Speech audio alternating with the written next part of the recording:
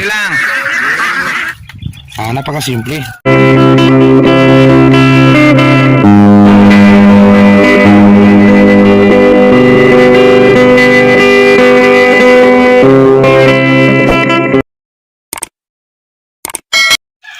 Sakto morning, mga kasakto. Mga kasakto. Yung topic natin ngayon is yung after masikan application yung ating Chinese cabbage o yung ating pitsay na variety. Yan sa screen kita nyo, Super King F1 ang Rushmore.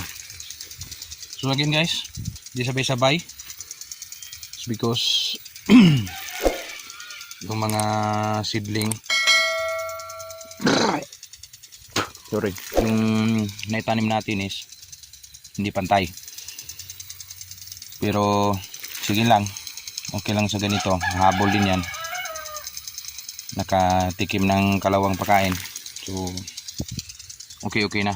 So hindi naman lahat, so yung maximum niya is nasa, yung majority niya is malalaki naman.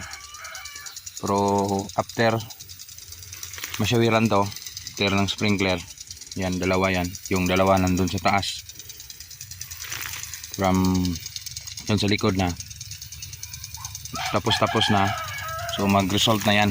So ang tao kasi kung makakain na, kung sa tao pa to is hindi pa nabusog, so kung busog na, iinom ng tubig, pinainom natin, so tiyak is hahaba yung kanyang kabusugan. So yung kanyang kabusugan is papunta na doon sa kanyang magandang katawan. So yun ang pag-identify ko sa tanim, parang tao din.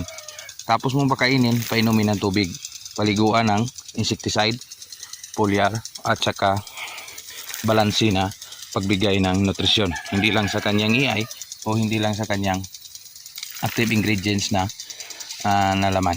So kailangan din ng balancing pagkain, tulad ng normal na pagkain, tulad nito yung plain water lang naka-shower. So dito sa area na ito is hindi pa yan. Next, dun sa taas pa yung ating Chinese cabbage. So dalawang count nito, dalawang block. So nandun sa taas, katabi ni carrots yung kunting chai. So tawag nito sa iba is paulan daw. So yung iba maraming ganito, pero tayo yung tubig natin is hindi ganoon ka lakas. Dalawang linya to, pero hindi ganoon ka na-series lang ito isa, yung sa kabila is ganoon pa din. Siyempre rin ginamit natin ni Litos after pakain, painumin ng tubig.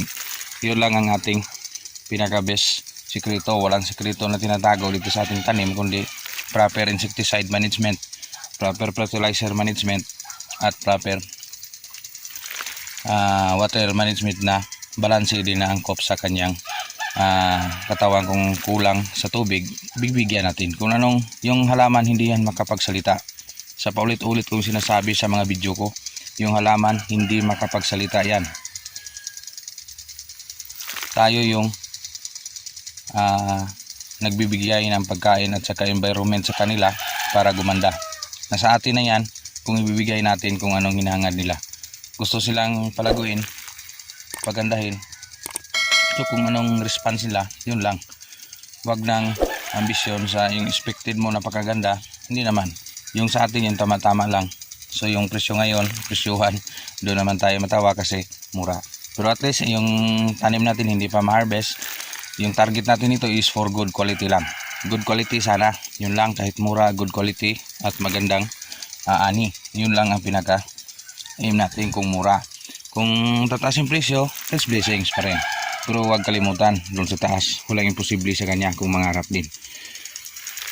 Yan lang muna, konting update dito sa ating area, Canlaon City, Negros Oriental. Kasing liwanag ni Bulkan Canlaon yung ating pagbibideo ngayon.